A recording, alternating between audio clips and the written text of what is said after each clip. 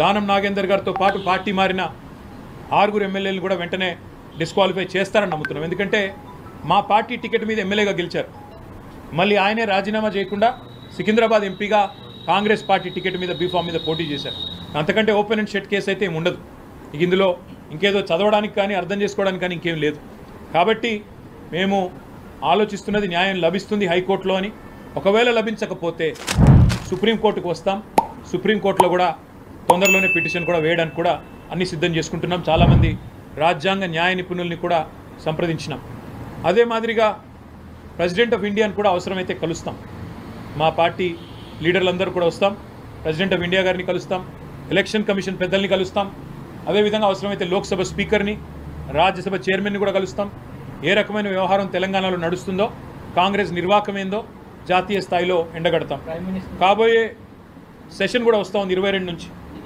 22వ తారీఖున సెషన్ ప్రారంభంగా అవుతూ ఉంది. మాకు రాజ్యసభలో 4 సభ్యులు ఉన్నారు. రాజ్యసభలో కూడా ఈ అంశాన్ని లేవనెత్తుతాం. అంటే ఏ వేదిక మీద అయితే న్యాయం జరగాల్సి ఉంటుందో ఆ ఏ వేదికను కూడా వదిలిపెట్టకుండా తప్పకుండా కాంగ్రెస్ పార్టీ యొక్క దుర్మార్గాన్ని ఎండగడతాం. ఏ ఒక్క అంశాన్ని కూడా వదులుకోం. ప్రైమ్ మినిస్టర్ అని మీరు అన్నారు. ప్రైమ్ మినిస్టర్ని కలవాలన్న ఆలోచన అయితే లేదు. ఎందుకంటే కలిసినా ఏదైనా అభివృద్ధి గురించి కలుస్తాం తప్ప ఈ విషయంలో వారు చేయగలిగేదే ఉండదు. కాబట్టి ఎలక్షన్ కమిషన్ కానీ ప్రెసిడెంట్ కానీ కస్టోడియన్స్ ఆఫ్ కాన్స్టిట్యూషన్ ఎవరైతే ఉన్నారో వారిని కలుస్తాము.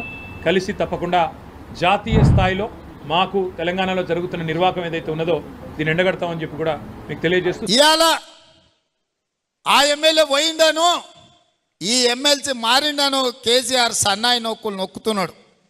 మరి ఇన్నాళ్ళు ఎక్కడ పోయినావు నాయన? మా ఎమ్మెల్యేలను గుంజుకున్నప్పుడు మా కార్యకర్తలు కష్టపడి గెలిపించి అసెంబ్లీకి పంపిస్తే అక్కడి నుంచి అక్కడనే గద్దలాక దండకపోయినప్పుడు ఈ దుఃఖం కనిపించలేదా?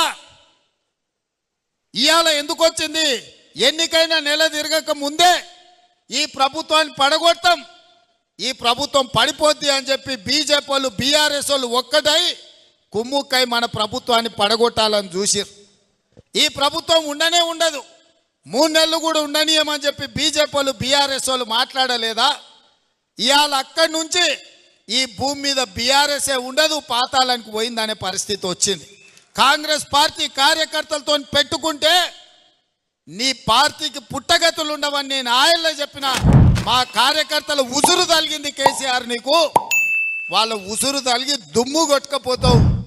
నీకు ఇంకా రాజకీయంగా మనుగడ లేదు.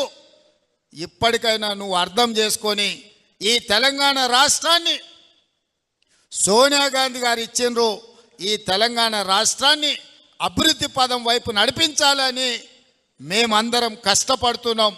ఇప్పటికైనా తెలంగాణ సమాజానికి క్షమాపణ చెప్పి అభివృద్ధి కోసం కష్టపడుతున్న కాంగ్రెస్కు అడ్డుపడకుండా చేతనైతే సహకరించు, చేత కాకపోతే ఆ ఫామ్ హౌస్లో పడుకొని ఏడువు తప్ప ఇంకా కాళ్ళ కట్టెబెట్టాలని తండ్రి కొడుకులు మామ అల్లుళ్ళు చూస్తున్నారు. పాతకాలం లాగా లేరు మా కార్యకర్తలు. ఎవడైనా ఈ ప్రభుత్వానికి కాళ్ళలో కట్టెబెట్టాలని చూస్తే ఈపులు విమానమూతం అవుతాయని చెప్పి నేను ఈ సందర్భంగా చెప్పదలుచుకున్నా.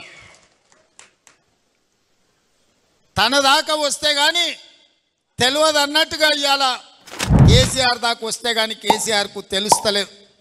ఇవాళ ఢిల్లీకి పోయి 4 రోజుల నుంచి హరీష్ రావు, కేటీఆర్, మోడీ చుట్టూతా పిల్లి తిరిగినట్టు తిరుగుతున్నారు. ఏదో ఒకటి చెయ్యి మమ్మల్ని ఎట్లన్నా కాపాడు అని.